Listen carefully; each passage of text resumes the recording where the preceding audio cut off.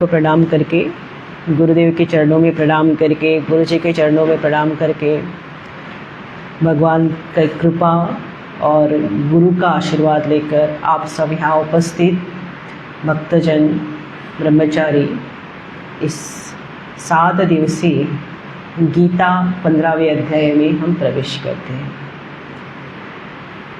भगवद गीता जो है वो भगवान श्री कृष्ण ने अर्जुन को युद्ध भूमि में कही थी। इनमें कुल 18 अध्याय है।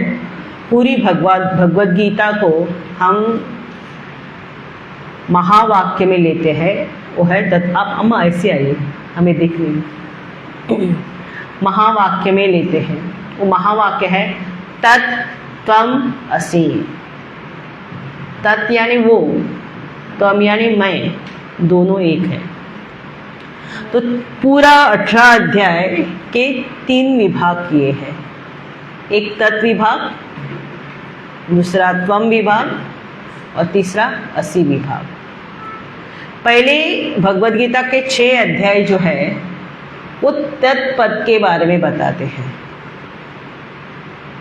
त्वम पद के, त्वम तुम कौन हो, हम कौन है, हमारी पहचान कराते हैं। पहले 6 अध्याय और 7वें अध्याय से 12वें अध्याय तक जो विषय है वो है तत्पद। तद यानी वह ईश्वर परमात्मा कौन है। और 13वें अध्याय से 18वें अध्याय तक विषय जो है वो 80 पद लक्षण है। वह तत्, वह त्वम और तत् दोनों एक कैसे हैं, हम और परमात्मा एक कैसे है। तो जब त्वम पद का विचार किया गया कि मैं कौन हूँ,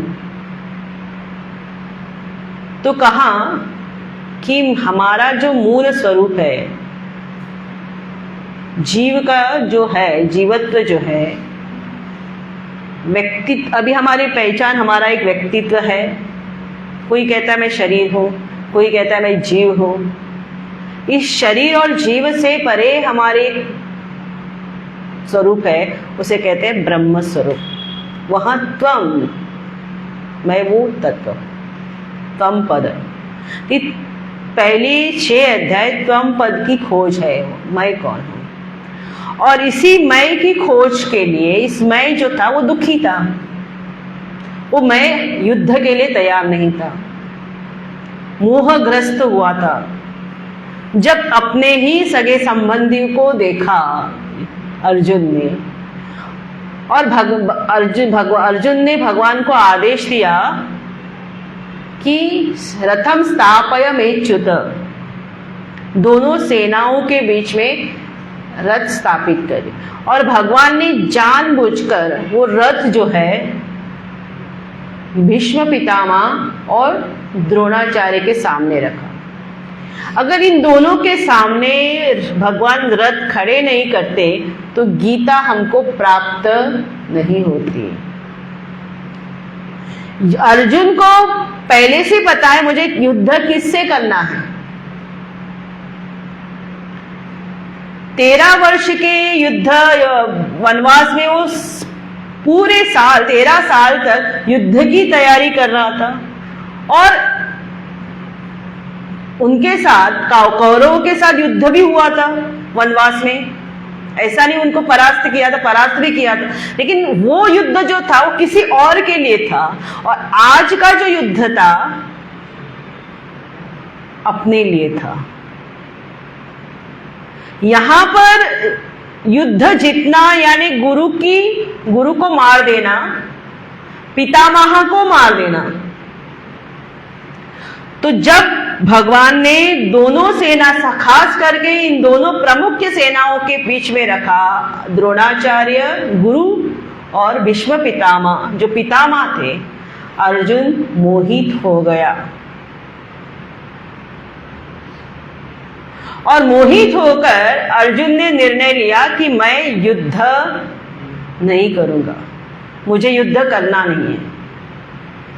दृष्टि देखी सामने गुरु को, दृष्टि से गुरु और पितामह को देखा, तो जैसे ही दृष्टि उन पर, नजर उन पर गई, मन में विचारों का बवाल आ गया।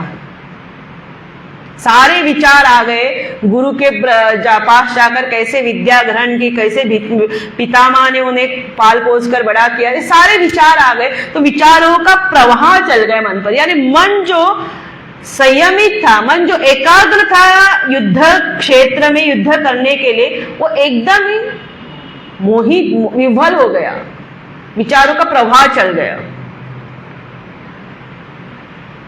और भगवान अर्जुन जो है भगवान को तर्क देते हैं, धर्म सम्मत तर्क देते हैं कि युद्ध क्यों नहीं करना।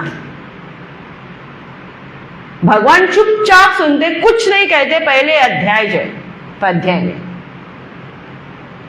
एक जो डॉक्टर होता है उसको अपने मरीज का अगर इलाज करना है तो चिकित्सा पूरी तरह से बतानी पड़ी, वो डॉक्टर मरीज को अपना रोग डॉक्टर को पूरी तरह से बताना पड़ता है, तब जाकर डॉक्टर सही तरह प्रकार से इलाज कर सकता है।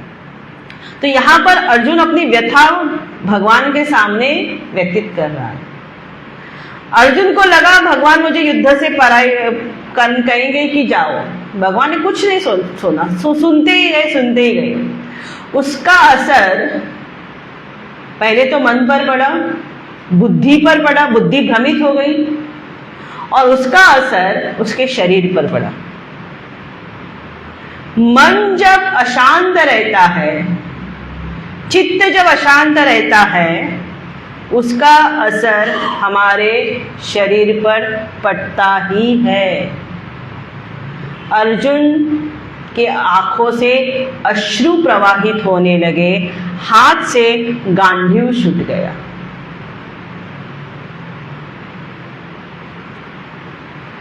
तो पहला जो अध्याय है वो उसका नाम है अर्जुन विषाद। हम सबको विषाद होता है, हम सब डिप्रेशन में जाते हैं, लेकिन हमारा डिप्रेशन कभी योग नहीं बनता, हमारा दुख कभी योग नहीं बनता। किंतु अर्जुन का दुख योग बन गया। क्यों बन गया? क्योंकि अर्जुन ने अपने दुख को परमात्मा से जोड़ दिया, इसलिए वो योग कह रहा है, अर्जुन विषाद योग। दूसरे अध्याय में भगवान उसको डांटते ही, कलमश कहां से आ गया, कलमश कहां से आया, कश्मल कहां से आए, वो भी इस समय युद्ध भूमि में। और उसी कश्मल को संजय की दृष्टि क्या है? संजय कहता है कृपा है, तम कृपया विष्टम अश्रुपूर्णा कुलेक्षणम विषदन्ते विदम वाक्यम, ये है ना। संजय की दृष्टि में अर्जुन के ऊपर कृपा है, और भगवान की दृष्टि में अर्जुन के मन में कलमश भरा है। कलमश यानी मन का मैल। ये मैल कहां से आया? वो भी इस समय। फिर वो तर्क देते हैं कि मुझे संन्यास गुरु न हत्वा महानुभावा श्रेय, मैं गुरु को कैसे मानूं, इससे अच्छा से मैं भिक्षा मांगकर जीवन अर्चन करूं। तब भी भगवान चुप रहे, भगवान कुछ नहीं बोले, he didn't answer. Then he realized it is my mistake. When what he said in 7th shloka, धर्म सम्मूढ़ चेताः यश्रेयस निश्चितं ब्रूहि तन्मे शिष्यस्तेहं शादि मां त्वां प्रपन्नम।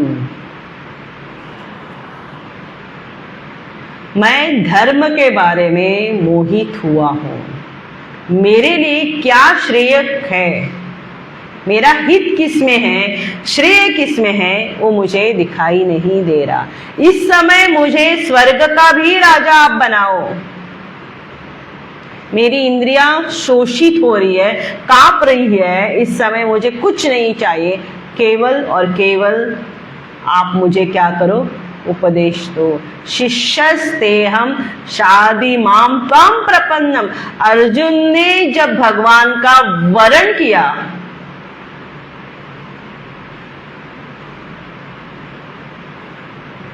he selected भगवान एज अ गुरु। इतने सालों से भगवान उसके साथ थे, लेकिन कभी भी प्रश्न नहीं किया, कभी भी गुरु रूप में भगवान को स्वीकारा नहीं, इसलिए भगवान ने कभी बताया भी नहीं।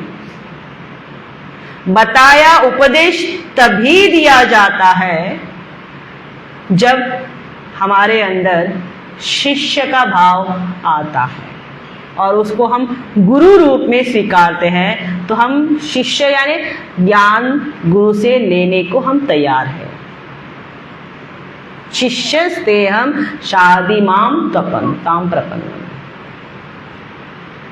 अर्जुन ने वरण किया भगवान का और तभी भगवान ने उपदेश दिया।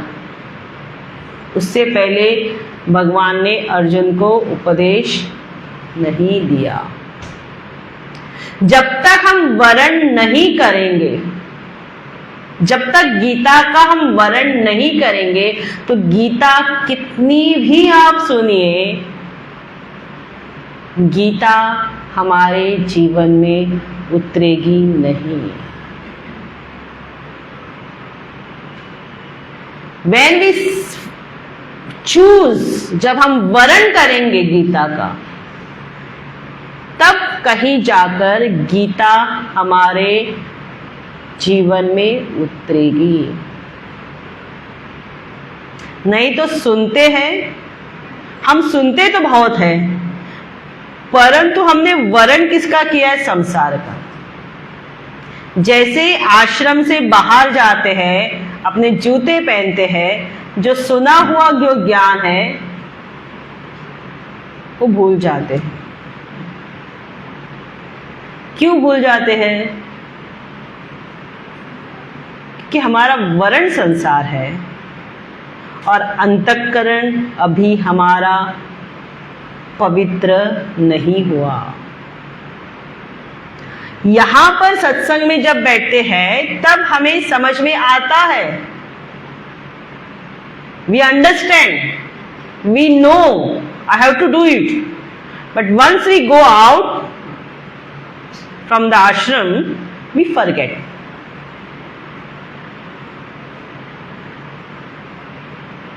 Because our selection is samsara. We have selected, हमारा जो वर्ण है वो संसार है।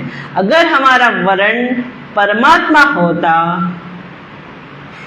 तो गीता अवश्य हमारे जीवन में उतरती। तो जब प्रश्न किया अर्जुन ने, तो भगवान ने ये कुछ नहीं बताया। भगवान ने सीधा प्रश्न कि तुम कौन हो?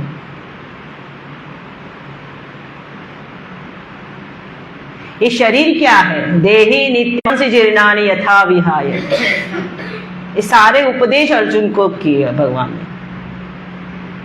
जो देही है, जो शरीरी है, वो नित्य है और उस शरीरी को प्राप्त करना है तो कहाँ? शीतोष्ण सुख दुखेषु समसंग विवर्जित। शीत उष्ण इनको आप सहो, तितिक्षा तितिक्षवः।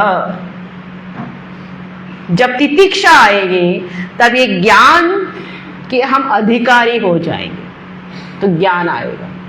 तो त्वम पद का पर्यवसन जो अल्टीमेट कल्मिनेशन जो है वो ध्यान योग में होता है। दूसरा अध्याय भगवद गीता का पूरा अध्याय है। गीता जो है एक शास्त्र है। तो दूसरे अध्याय में भगवान ने सब कुछ बताया है त्वम पद के बारे में, और त्वम पद की साधना क्या है, त्वम पद को प्राप्त करने की साधना भी बताई है। एक है सांख्य योग और एक है योग, एक सांख्य बुद्धि है और एक योग बुद्धि है। योग बुद्धि का साधन है कर्म और समर्पण। कर्म में जब समर्पण होगा, कर्म तो हम सभी कर रहे हैं, लेकिन समर्पण भाव, कर्म योग जब होगा, समर्पण जब होगा, तो चित्त अंतःकरण शुद्ध हो जाएगा। उस शुद्ध अंतःकरण से हम चिंतन कर सकते हैं। तो दूसरा विषय जो है वो है सांख्य योग, जिसे ज्ञान योग भी कहा गया है, जो ब्रह्म के बारे में, जो आत्मा के बारे में बताता है। तो अर्जुन को लगा दो मार्ग है और मुझे भगवान कर्म मार्ग में प्रेरित कर रहे हैं। इसलिए तीसरा अध्याय शुरू होता है, जायसी चेत कर्मणस्ते मता बुद्धि जनार्दन तत्किं कर्मणि घोरे मां। मुझे कर्म में क्यों ढकेल रहे हो, वो भी घोर कर्म में। यह है योग बुद्धि। योग बुद्धि यानी कर्म, योग बुद्धि का जो साधन है वो है कर्म। कर्म का पर्यवसन जो है कर्म योग है, जो समर्पण है। कर्म तो हम कर रहे हैं, लेकिन कर्म को कर्मयोग कैसे करना है। तो दूसरे अध्याय में सांख्य योग भी बताया है, कर्मयोग भी बताया। कर्मयोग से चित्त जब शुद्ध हो जाता है, शुद्ध चित्त से जब सांख्य प्रवेश हो करते हैं, ज्ञान में प्रवेश करते हैं, ज्ञान में जब स्थिति होती है, तो उस समाधि अवस्था जो है वो क्या है, स्थित प्रज्ञ के लक्षण क्या है, स्थित प्रज्ञ का स्वरूप क्या है, ये विस्तार से बताया है। क्लियर?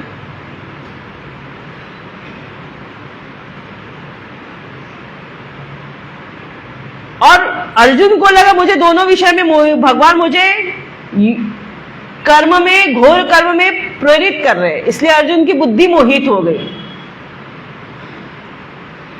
क्या कर बोल रहे भगवान को, क्यों मुझे ढकल रहे हो? When this is the ultimate, when knowledge is ultimate, why you are forcing me in the yuddha fight? Why I have to fight the battle? Bhagwan says you are not prepared for the knowledge at this moment. At this moment, तुम्हारा जो कर्तव्य, your duty is to fight. Don't run away from your kartavya karma. Arjun wanted to run away from the kartavya karma. Bhagwan says, do your duty. As a karma yogi, as समर्पण भावना। फिर चौथा अध्याय शुरू होता है, उसमें यज्ञ, ये ज्ञान परंपरा कहां से शुरू हुई है और भगवान किस प्रकार से क्यों अवतार लेते हैं। यदा यदा जब धर्म के पालन में, धर्म का हम पालन ठीक से नहीं करते हैं, तो धर्म जो है धीरे धीरे डिटोरिएट हो जाता है। डिटोरिएट यानी क्षीण होता है, पतन होता है, क्षीण होता है। हम उस मार्ग जो हमारे पूर्व पुरातन से चली आई जो परंपरा है, उस मार्ग को छोड़कर आधुनिक मार्ग को जब हम अपनाते हैं, आधुनिकरण जब अपनाते हैं, मटीरियलिस्टिक में हम जब जाते हैं, और हमारा जो शास्त्र है, हमारे जो संस्कार है, हमारे जो वैल्यूज है, हमारे जो जीवन मूल्यांकन है, उन मूल्यांकन को, उन जीवन मूल्यांकनों को जब हम छोड़ते हैं, तो धीरे धीरे धर्म जो है वो क्षीण होता जाता है और अधर्म की प्रवृत्ति बढ़ जाती है। हमारे अंदर ही है धर्म और अधर्म। कल आज सुबह की कक्षा में कहा, दो, एक है विहित कर्म और एक निषिद्ध कर्म। हम विहित कर्म करेंगे तो हमने धर्म का पालन किया, हमने निषिद्ध आचरण किया तो हमने अधर्म का पालन किया। आज हम विहित कर्म, हम कॉम्प्रोमाइज बहुत करते, हम क्या करते, निषिद्ध आचरण करते। तो धीरे धीरे धर्म हानि हो, धर्म की हानि हो। तो जब धर्म की हानि हो गई, साधु संतों की हानि हो गई, जो सन्मार्ग पर चलने वाले लोग व्यक्ति थे, वो धीरे धीरे उन्होंने धर्म जब छोड़ा, तो भगवान उस धर्म को स्थापना, जो धर्म पहले से भगवान ने कुछ नया कुछ स्थापित नहीं किया है, जो पहले से था, इसलिए हमारे धर्म को सनातन धर्म कहते हैं। हिंदू धर्म नहीं है, ये सनातन है। तो धर्म की स्थापना के लिए भगवान अवतार लेते हैं। कैसे अवतार लेते हैं? प्रकृति के वश में, अपने प्रकृति जो है अपने वश में रखकर। चौथे अध्याय में भगवान ने पूरी तरह से कि मया अध्याय की प्रकृति को अपने वश में रखकर भगवान अवतार लेते हैं। फिर चौथे अध्याय में परित्राणाय साधूनां विनाशाय च दुष्कृतां धर्म संस्थापनाय संभवामि युगे युगे।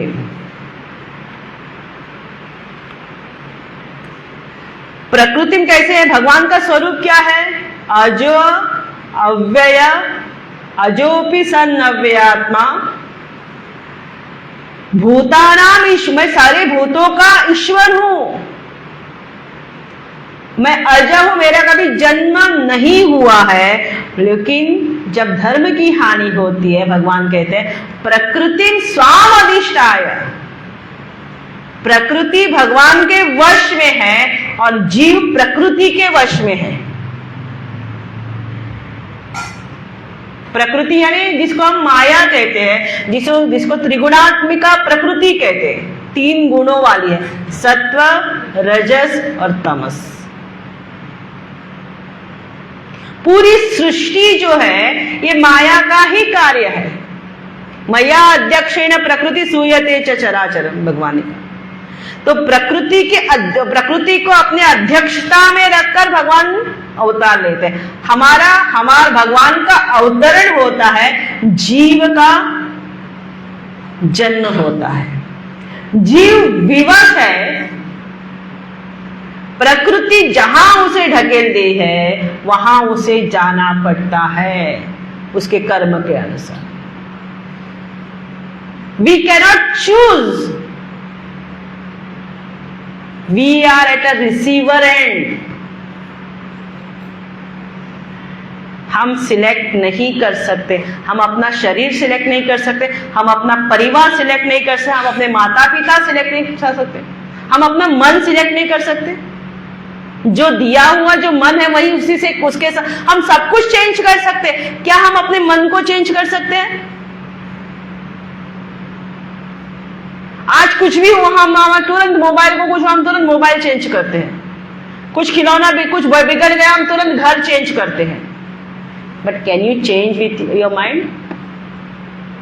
We have to live with the same mind. We cannot change because we are at a receiver end.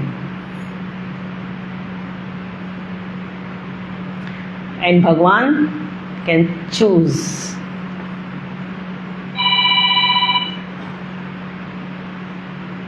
He can choose, he can select where to take the janma.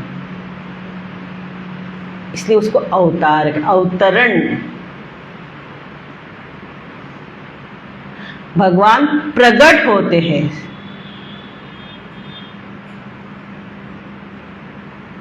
जो अज्ञान था उस अज्ञान का प्रकाश, अज्ञान जब मिट जाता है तो प्रकाश झलक जाता है।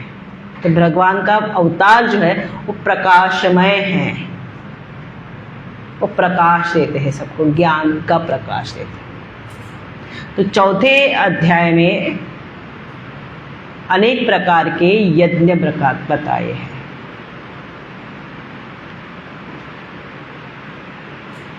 पांचवा अध्याय कर्म संन्यास योग है। किस प्रकार से उस कर्म से हमें विरक्ति लेनी है। और जब हो जाता है, संन्यास जब होता है, त्याग जब हो जाता है, तो उस मन को आत्मा में किस प्रकार से रमण करना है। आत्म संयम योग, जिसको हम ध्यान योग कहते हैं।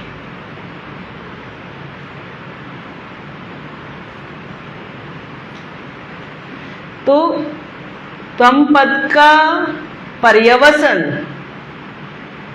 किसमें होता है?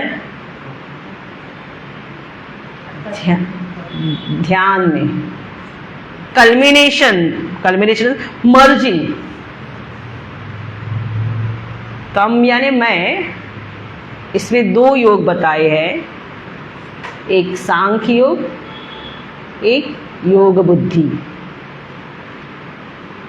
सांख्य योग की साधना है चिंतन, योग बुद्धि की साधना है कर्मयोग और कर्म समर्पण, जिसको हम कर्मयोग कहते हैं। तो कर्मयोग पहले हम करें, फिर ज्ञान को प्राप्त करें, और ज्ञान प्राप्त करने के बाद फिर अपने मन को उस परमात्मा में निवेश करना है। हमको एक अकाउंट खोलना है बैंक में।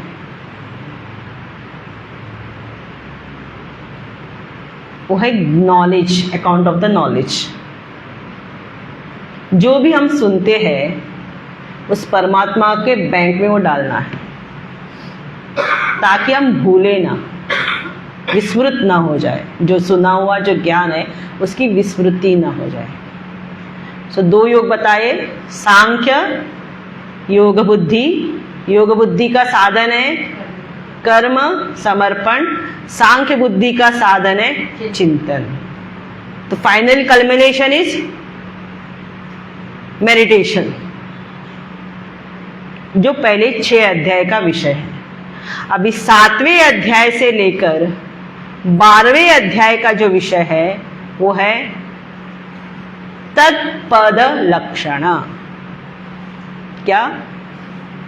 तत्पद लक्षण। तत् यानी वह।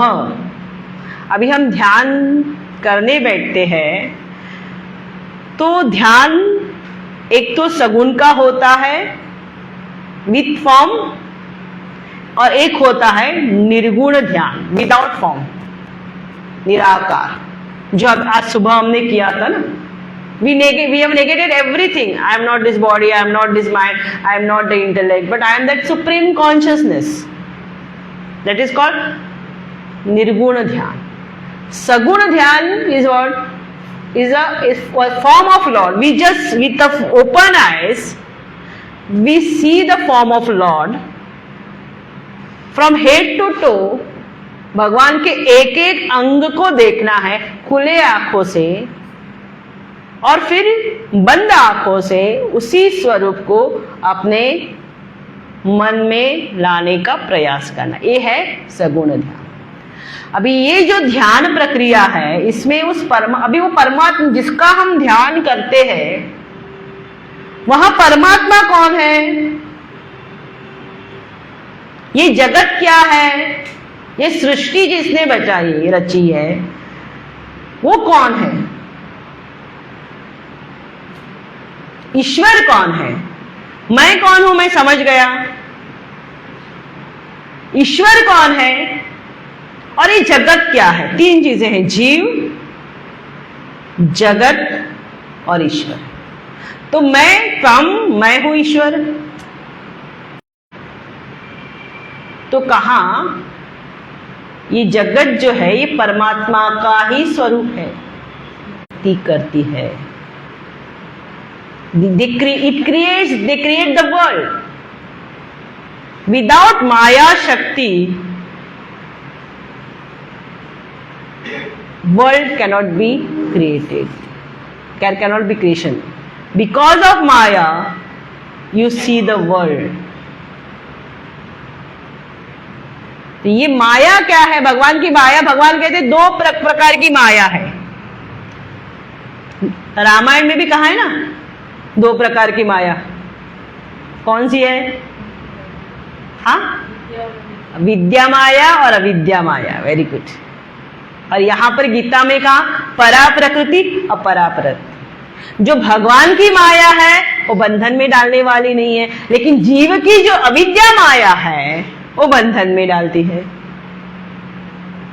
भगवान की माया क्या है? जो पंच महाभूत आकाश वायु अग्नि जल तत्व जो है ये माया ही है। लेकिन ये इस जगत, जब हम जगत में सृष्टि को देखते हैं, जब सुंदर प्रकृति को देखते हैं, जब पर्वतों को देखते हैं, नदी तालाब को देखते हैं, भगवान की प्रकृति है, तो ये हमको बंधन में नहीं डालने वाले। लेकिन जो मेरी प्रकृति है, ये जो अहम और ममा, हम अपने आप को कम समझते हैं, हम किसी से जुड़ना चाहते हैं, बंधन आना चाहते हैं, बांधना चाहते हैं। तो ये प्रकृति जो है वो बंधन में डालने वाली है, जिसे हम अविद्या प्रकृति कहते हैं। तो परमात्मा को अगर समझना है, परमात्मा को अगर जानना है, तो केवल और केवल प्रेम के द्वारा, भक्ति के द्वारा हम उस ईश्वर तत्व को ज्ञान, ईश्वर तत्व का ज्ञान हो सकता है। इसलिए तत्पद का कल्मिनेशन, तत्पद का पर्यवसन किसमें होता है? भक्ति योग में होता है। तो 7वें से लेकर 12वें अध्याय का विषय है तत्पद लक्षण। वह ईश्वर कौन है, और ईश्वर को अगर जानना है, ईश्वर को पहचान करानी है, ईश्वर को समझना है, ईश्वर का ज्ञान प्राप्त करना है, तो बिना भक्ति के, बिना प्रेम के हमें उस परमात्मा का ज्ञान नहीं हो सकता। हम अपनी बुद्धि से, अपने तर्क से, अपने लॉजिक से उस ईश्वर को प्राप्त, इस ईश्वर को नहीं जान सकते। क्लियर हो गए? 2 विषय हो गए, तत्पद, त्वम पद, तत्पद। अभी ये त्वम पद का जो लक्षार्थ है, शब्द सुने होंगे आप लोगों ने स्वामी जी से। हाँ, ये टेक्निकल वर्ड मैं यूज करती हूं। एक है लक्षार्थ और एक है वाच्यार्थ। लक्षार्थ और वाच्यार्थ। तो त्वम पद का जो लक्षार्थ है वो है दृष्टा, सीयर। और जो दृष्टा है वही कहा गया है ब्रह्म। क्लियर हो गया? Anybody finding difficult? Please raise your hand. आपको प्रश्न भी करना है, सबका समझ में, यू कैन आस्क। दृष्टा यानी क्या? I can see this body, so I am seer of the body. You can see me, so I became, मैं क्या हो गया? दृष्टा हो गया। आप क्या हो गए? दृश्य। आप दृश्य हो गए। और यहां पर मैं दृष्टा हो गई, वहां पर आप क्या हो गए? दृष्टा हो गए। मैं क्या हो गई? दृश्य। जो दृश्य है वो दृष्टा से अलग है। क्लियर? अभी जो रूप दिखाई, जो दृष्टा है, अभी ये विचार कहां आता है? मन में आता है। तो मन क्या हो गया? विचार दृश्य हो गए, मन दृष्टा हो गया। क्लियर हो गए? प्राण की गति, प्राण श्वास चल रहे हैं, इसको मैं जानती हूं, तो मैं इस प्राण की क्या बन गई? प्राण क्या हो गए? दृश्य हो गए। मैं क्या बन गई? दृष्टा बन गई। मन में विचार आते, विचार दृश्य बन गए, मन क्या हो गया? दृष्टा। तो मन को भी मैं देख रहा हूं। अभी मैं विचारों से परे आपको ले जा रही हूं कि उस मन को, मन के विचारों को मैं देख रहा हूं, तो विचार दृश्य हो गए, मन दृष्टा हो गया। अभी उस मन को भी मैं देख रहा हूं।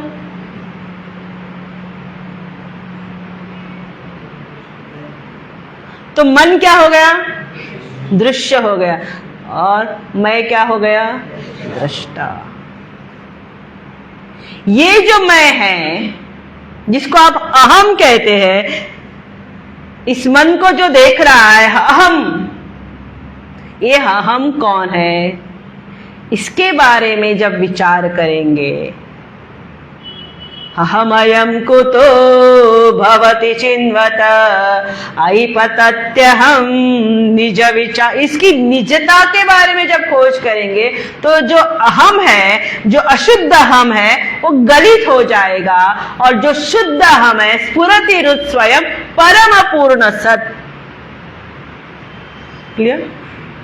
जो दृष्टा है वो स्वयं जो है वो ब्रह्म ही है। दृष्टा तभी होता है जब उसके सामने दृश्य पदार्थ होते हैं, नहीं तो वो दृष्टा भी नहीं है।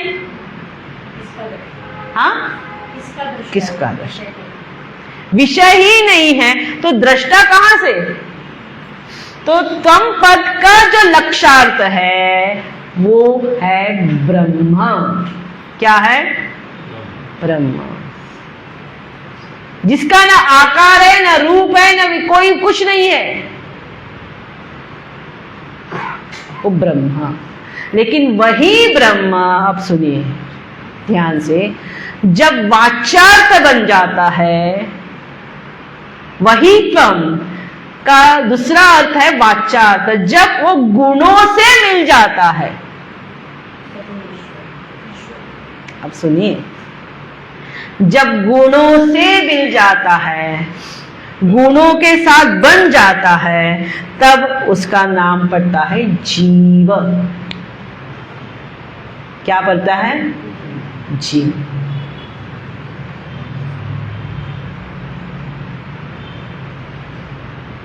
वही दृष्टा, वही लक्ष्यार्थक, वाच्यार्थ कब बनता है? जब गुणों से बन जाता है। ये गुण, इसी को माया कहा है। माया यानी कोई स्त्री, ये मत समझिए। त्रिगुण, सत्व, रजस और तमस।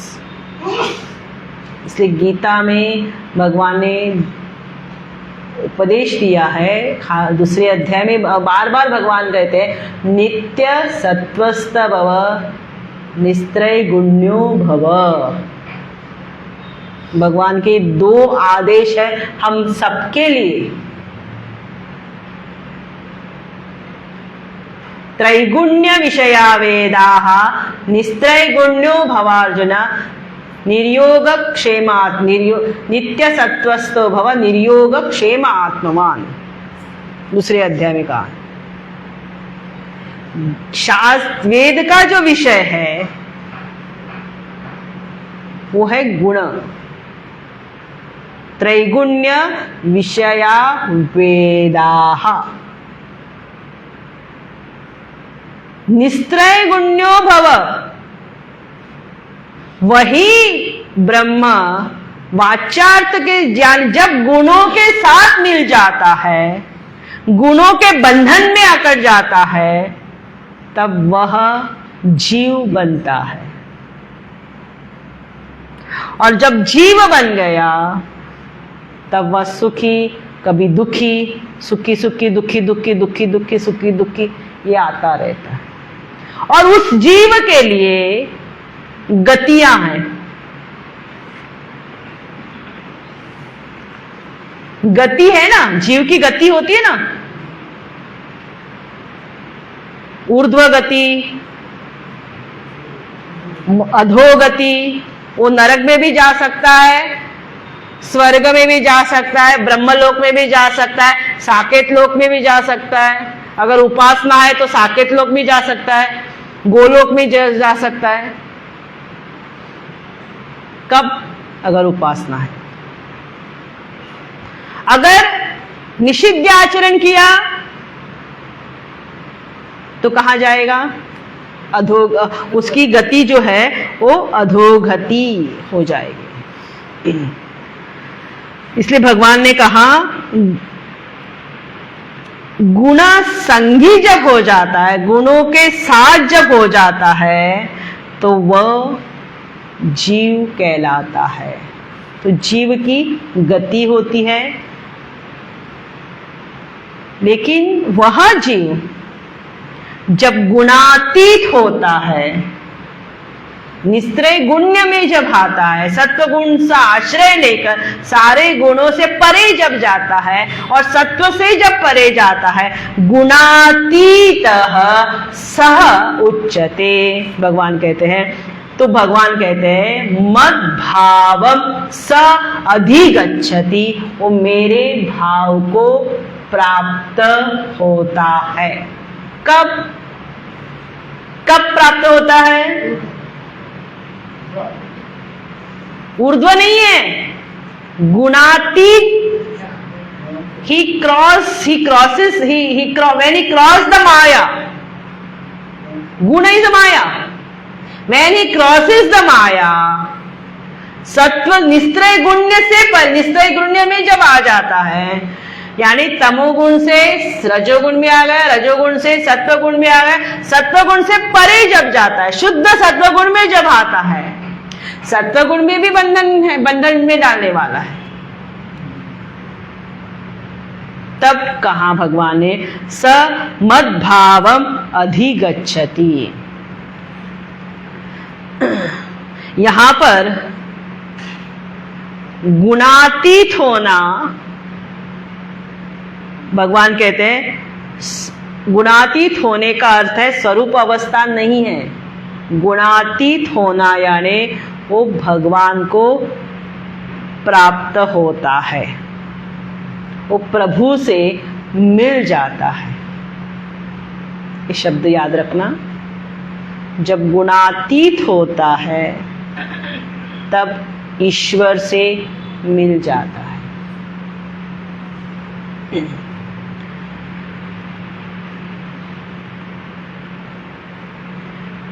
भगवान कहते हैं वो मेरे भाव को प्राप्त करता है।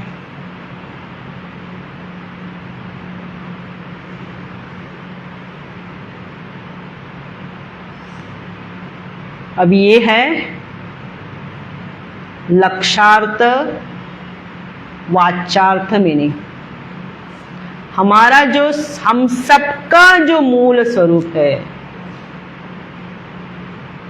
वो ब्रह्म है।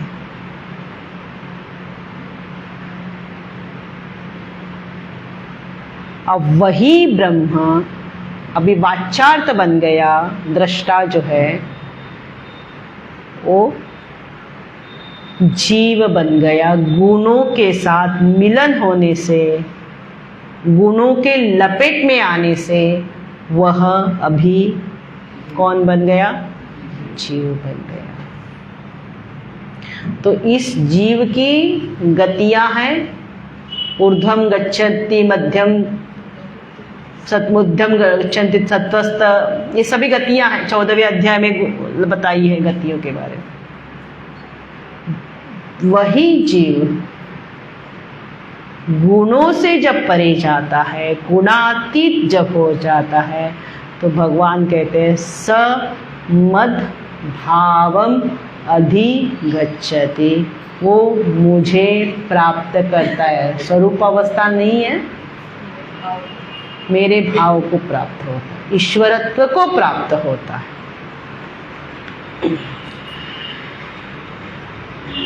क्लियर हो गया? तो ये है तत्पद का लक्षण हो गए, त्वम पद का लक्षण हो गया। अभी ये तत् और त्वम दोनों एक कैसे है? तो कहा 13वें अध्याय से लेकर 1 कैसे है उसके बारे में बताया है। और 15वां अध्याय जो है वो भगवद गीतासु उपनिषत्सु ब्रह्म विद्याया योग शास्त्रे, ऐसा कहते हैं ना जब फाइनल हम श्लोक जब एक बोलते हैं तो कहा पूरी गीता शास्त्र है। शास्त्र का अर्थ क्या है तो लिखते हैं प्रयोजनेकम संबंधम अशेषार्थ प्रतिपादकम शास्त्रम। एक प्रयोजन से संबंध होकर जो विषय है, अशेष विषय है, सभी विषयों का विवेचन करती है, उसे कहा गया है शास्त्र। और प्रकरण ग्रंथ का डेफिनेशन क्या है? ये शास्त्र का डेफिनेशन। प्रकरण ग्रंथ का डेफिनेशन क्या है? सुबह बताया था।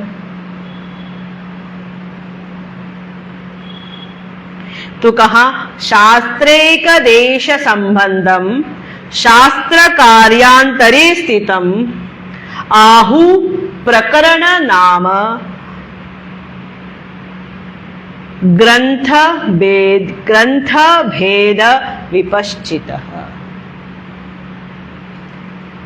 जो प्रकरण ग्रंथ है वो एक विषय को लेता है, शास्त्र जो है सभी विषय को लेता है और कुछ भी विषय छोड़ता नहीं है। प्रकरण ग्रंथ में सभी विषय आपको नहीं मिलेंगे। प्रकरण ग्रंथ में एक विषय के लेकर उसकी व्याख्या की गई है, इसलिए कहा प्रकरण ग्रंथ अलग है, शास्त्र अलग है। उपनिषद जो है वो शास्त्र है, गीता जो है वो शास्त्र है। उपनिषत्सु भगवद गीतायाम वेद शास्त्रे, तो ये शास्त्र है। हाँ, और उस शास्त्र में भी पूरी गीता शास्त्र है, लेकिन भगवान ने 15वें अध्याय को शास्त्र कहकर पुकारा।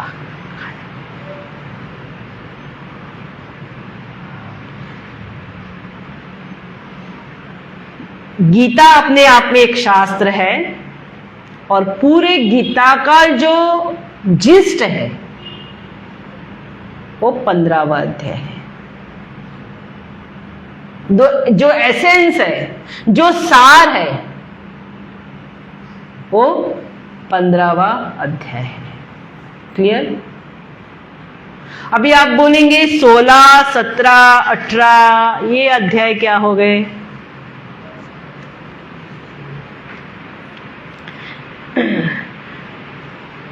तो कहा कई बार विषय रह जाते हैं,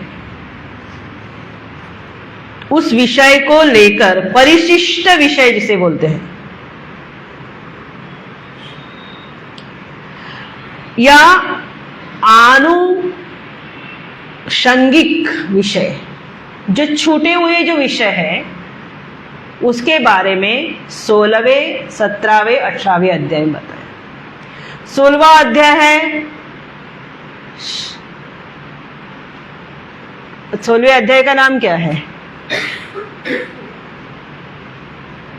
श्रद्धा त्रय विभाग योगो नाम। 16वें अध्याय का नाम है दैव आसुर संपद, दैवासुर संपत विभाग योग। और 17वें अध्याय का नाम है श्रद्धा त्रय विभाग योगो नाम। तो 16वां अध्याय जो है वो कहते हैं वो ज्ञानी के लक्ष्य, वो अधिकारी कौन है उसके बारे में बताया है, जिसके अंदर दैवी संपत्ति है। दैव संपत्ति विभाग योगो नाम, ये है ना। अगर हमारे अंदर दैवी संपत्ति है तो हम इस गीता के क्या हो गए? अधिकारी।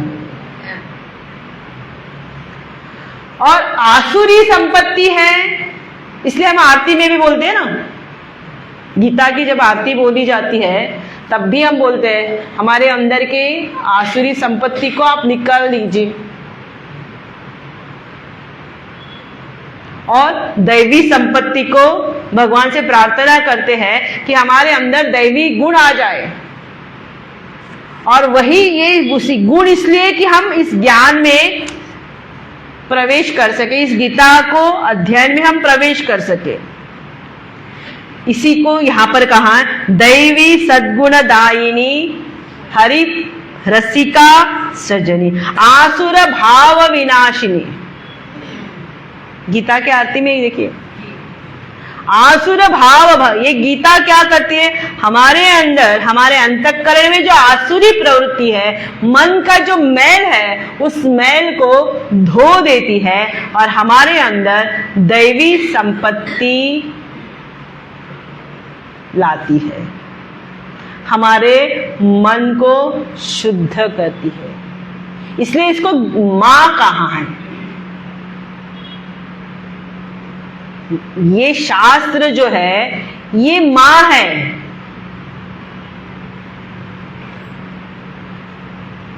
मां कह के संबोधित करते ना, इसको मां क्यों कहा गया है? पिता क्यों नहीं कहा गया? पिता कहना चाहिए, बोलने वाले तो भगवान है, पुरुष है ना। अब देखिए मां जो होती है वो क्या करती है, बच्चा अगर मिट्टी में खेला और पूरा कपड़े पूरा शरीर जो है मिट्टी से भरा हुआ होता है, पिता उसको नहीं लेता है अपने पास, इसे गो एंड फ्रेश हो जाओ, धो लो अपने आप को। लेकिन what does the mother do? She take that child in her arm, she wash, उसको नहा धोलाती है, अच्छे कपड़े पहनाती है, तब कहीं जाकर पिता उस पुत्र को अपनी गोदी में लेता है। उसी प्रकार यहाँ गीता जो है वो मैया इसलिए है, गीता हमारे मैल को धो देती है। When we listen to Bhagavad Gita, the impurities which are there in our mind, which is there in our intellect, जो हमारे मन में बुद्धि में जो जड़ता है, जो पाप है, उस पाप को धो देती है। This is the immediate fruit of Bhagavad Gita. क्या मिलेगा? ये मिलेगा। जब हम सुनते हैं ना, इसी समय यहीं पर हमें पता है भगवान गए हमारे अंतःकरण कान से माध्यम से जाते हैं, हमारे हृदय की मैल और बुद्धि की जड़ता को साफ करते हैं। हमारे गुरुजी कहते हैं दो ही चीज चाहिए, एक है प्यूरिटी ऑफ माइंड और दूसरी है clarity of thoughts. You get the knowledge, बस you are that. But that itself takes so much of time, so life after life it takes.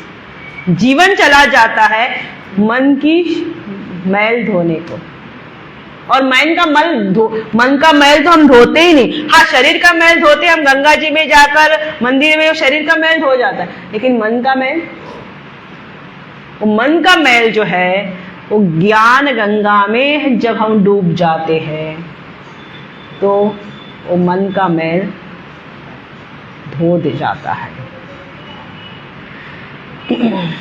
ये है 80 पद, यानी वहां परमात्मा और मैं एक हूं। क्लियर हो गया? त्वम पद, तत्पद, 80 पद। तो त्वम पद के बारे में दो विषय है, सांख्य बुद्धि, योग बुद्धि। योग बुद्धि का विषय है कर्म समर्पण, सांख्य बुद्धि का साधना है चिंतन। दूसरा तत्पद का विषय है परमात्मा। उस परमात्मा को अगर प्राप्त करना है, परमात्मा का बोधक जानकर ज्ञान प्राप्त करना है, तो भगवान के प्रेम में भिगो, मन को भिगाओ, भक्ति हो। तो वो परमात्मा और मैं कैसे हूं? एक है। लक्ष्यार्थ से दोनों एक है। परमात्मा में जो चैतन्य है और जीव में जो चैतन्य है वो एक है। घटाकाश और महाआकाश एक है, दो नहीं है। जब वो घटाकाश बना था तब भी वो आकाश था, और जब घटाकाश टूट जाएगा तब भी वो आकाश ही कहलाता है। स्वर्ण जब आकार लेते हैं तो कंगन बनते हैं, हार बनता है, सारे आभूषण बनते, लेकिन सारे आभूषणों में जो है वो स्वर्ण एक है। आकार जब टूट जाएगा, आकार जब था तब भी वो स्वर्ण था, आकार जब टूट जाएगा तब भी वो स्वर्ण ही कहलाएगा। उसी प्रकार जीव भाव में भी वो परमात्मा ही है। हम परमात्मा ही हैं, ब्रह्म ही हैं। और जीव भाव जब छूट जाएगा, जब गुणातीत हो जाएंगे, तब भी हम परमात्मा ब्रह्म ही कहलाएंगे। वही ब्रह्म गुणों के साथ संग होने से वो उसी ब्रह्म को जीव नाम की संज्ञा दी गई है।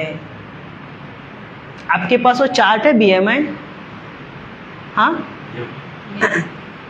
है? नहीं है ना?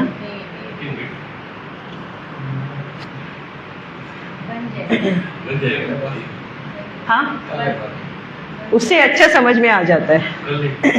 You know BMI chart no? Gurudev हमेशा वो BMI chart, without BMI chart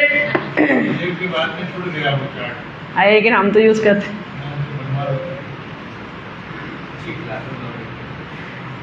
That Om is there, then Vasana is there, then body, mind, intellect. We have, that Om is nothing but that Brahma only, consciousness. But when that Brahma with Maya Shakti is called as Jiva. इसलिए गुणों से परे जाना है, गुणातीत। और जब तक हम गुणों से परे नहीं जाते तब तक गतियां चलती रहती है।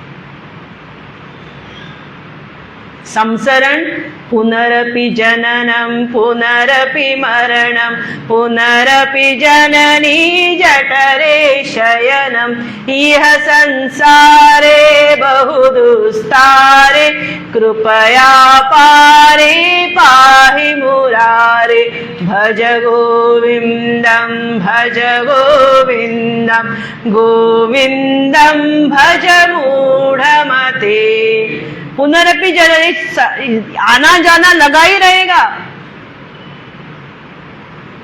ये कभी मत समझना यहां से छूटे तो गए, सुसाइड किया गए, कुछ नहीं होता है। अगर सुसाइड किया तो अधोगति को जाएंगे। तो गतियां होती, गतियां किसकी है? जीव की गतियां हैं। उस ब्रह्म की कोई गति नहीं है। जीव भाव जब छूट जाता है, उपाधि के साथ, उपाधियों के साथ तादात्म्य में जब छूट जाता है, तब हम उस ब्रह्म स्वरूप में स्थित होते हैं। उपाधि के साथ यानी गुणों से परे, बॉडी, माइंड एंड इंटेलेक्ट, इसी को उपाधि कहा। अभी हम आते हैं अपने 15वें अध्याय के विषय पर। तो गीता संक्षेप में मैंने आपको गीता का विषय क्या है बताया। तत्त्वम् असि एक महावाक्य में आता है, पूरी गीता समेट लेते हैं। अभी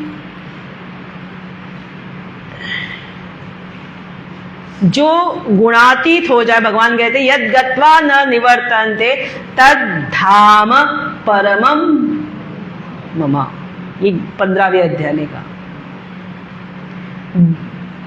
यद गत्वा न निवर्तन्ते, जो उस तत्व को जान जाता है उसकी वापसी नहीं आती है, वापसी नहीं हो, वो वापस फिर से रिटर्न इस संसार में नहीं आ सकता। तद धाम, भगवान कैसे, वो परम धाम है मेरा। जब गुणातीत हो जाएंगे तब उस परम धाम को हम प्राप्त हो जाएंगे।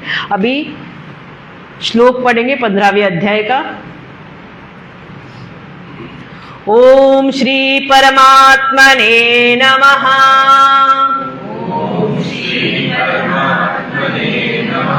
अथ पंचदशोऽध्यायः।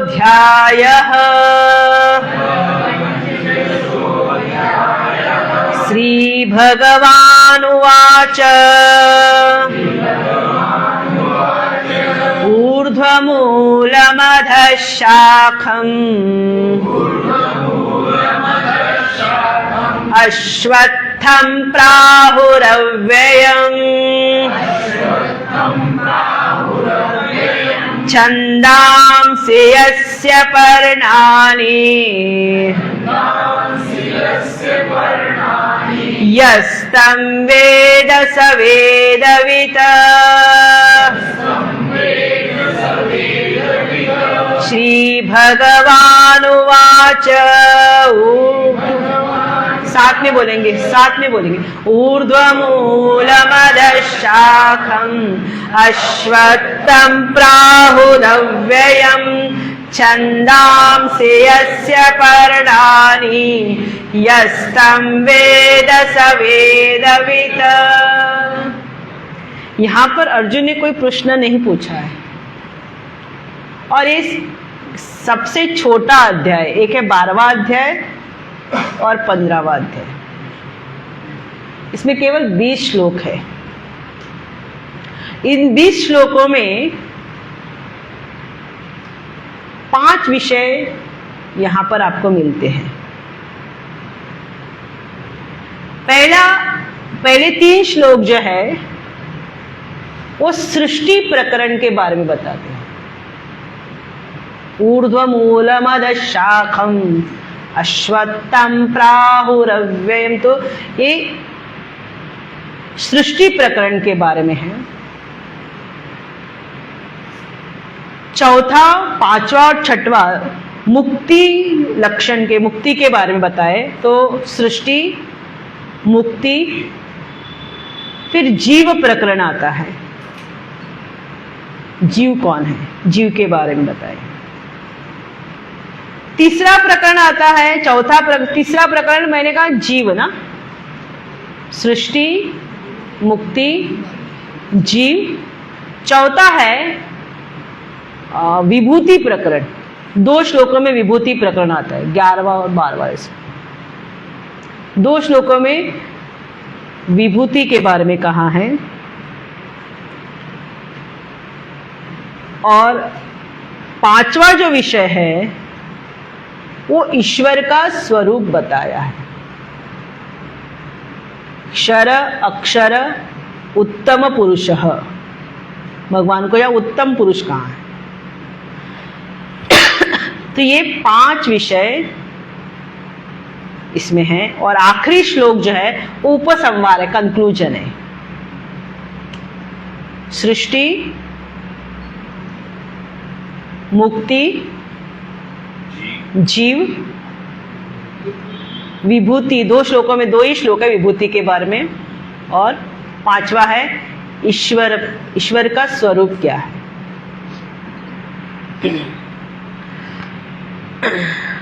तो यहां भगवान कहते हैं सवेदवित, वो जो इस वृक्ष को जानता है। यहां एक रूपक दिया है वृक्ष का, जिसकी मूलें ऊपर है, शाखाएं नीचे है। ऊर्ध्व मूल अधः शाखम, शाखाएं नीचे है। अश्वत्थम प्राहुरव्ययम छंदांसी यस्य पर्णानि, इसकी लताएं जो है छंद है, वेद के मीटर है।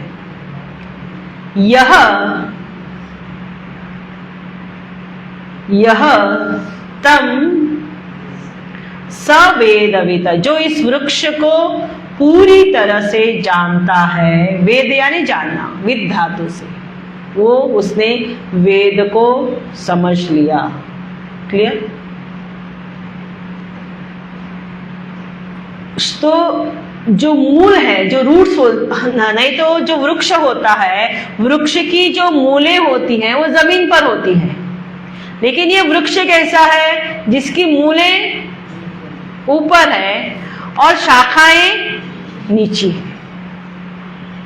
ऊर्ध्व मूलम। तो भगवान शंकराचार्य कहते हैं, यानी कहते हैं काल से परे जो परमात्मा है वो कालतः है। दूसरा, वहां जो ब्रह्म है वो सूक्ष्म, वो जो मूल है वो कैसा है? सूक्ष्म है। तीसरा कारण है कारणत्वात्। कार्यस्थानी क्या है? जगत है, कॉज एंड इफेक्ट। कार्यस्थानी जगत, तो जगत का कारण क्या है? इसने कहा कारणत्वात्। जगत का कारण जो है वो ब्रह्म है। ब्रह्म कैसे? माया उपाधि से वो ब्रह्म है, माया उपाधि से वो जगत का कारण है। ब्रह्म अपने आप में, ब्रह्म से कुछ निर्माण नहीं हो सकता। जो निराकार है, जिसका कोई आकार ही नहीं है, वो जगत उत्पन्न कर सकता है क्या? चैतन्य से जड़ जो है, इस जड़ से कुछ उत्पन्न हो सकता है क्या? कुछ नहीं उत्पन्न हो सकता। चेतन से चेतन उत्पन्न हो सकता है? हाँ, हो सकता है। कैसे? चेतन से चेतन भी उत्पन्न नहीं हो सकता। तो सृष्टि क्या हो गई? विवर्त हो गई कि नहीं? विवर्त यानी इल्यूजरी। असल में सृष्टि है ही नहीं, जो है वो ब्रह्म है, लेकिन दिखाई क्या दे रहा है? सृष्टि।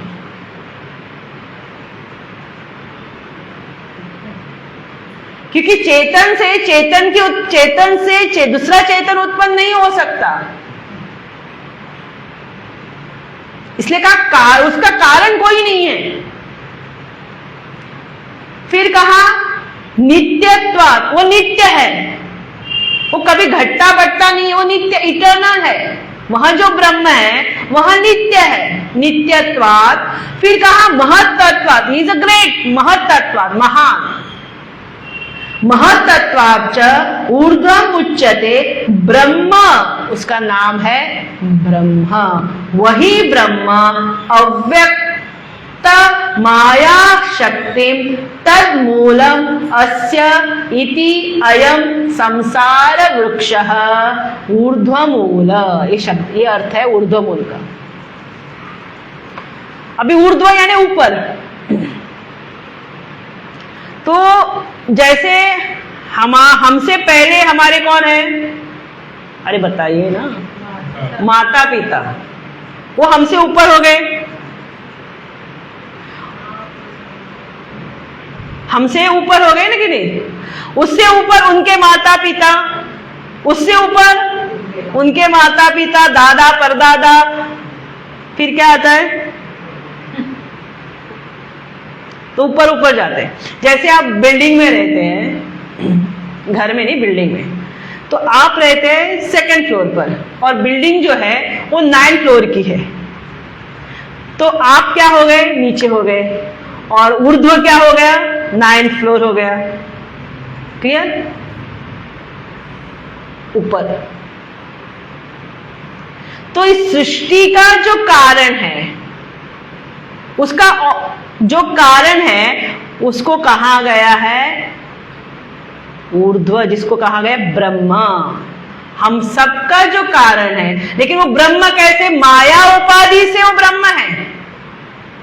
जब वो संसार वृक्ष जो है वो माया, इसलिए कहा संसार, यहां पर कहा है अव्यक्त माया शक्ति तन्मूलम, वही ब्रह्म माया शक्ति से वो ऊर्ध्व है, लेकिन स्वयं उस ब्रह्म में, उस ब्रह्म से कोई सृष्टि उत्पन्न नहीं हुई है। हाँ, माया क्या?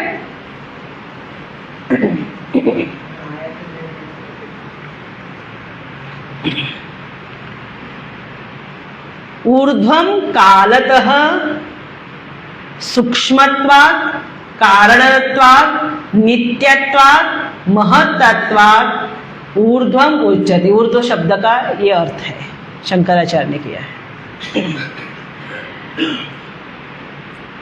तो अगर कारणत्वात् है तो ये सृष्टि कार्यस्थानी है।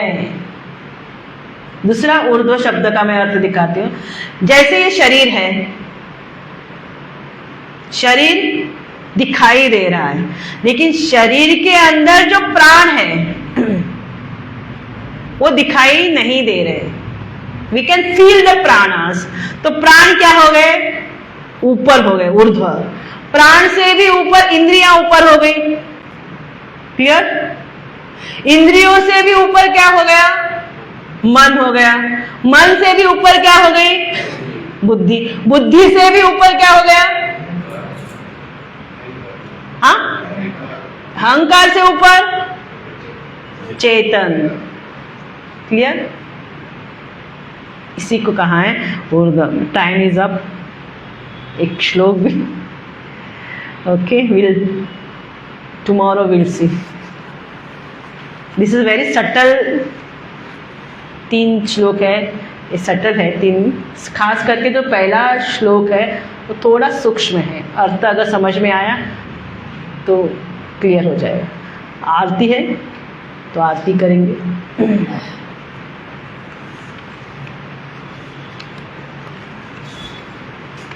ओम नमो नारायणाय, ओम नमो नारायणाय,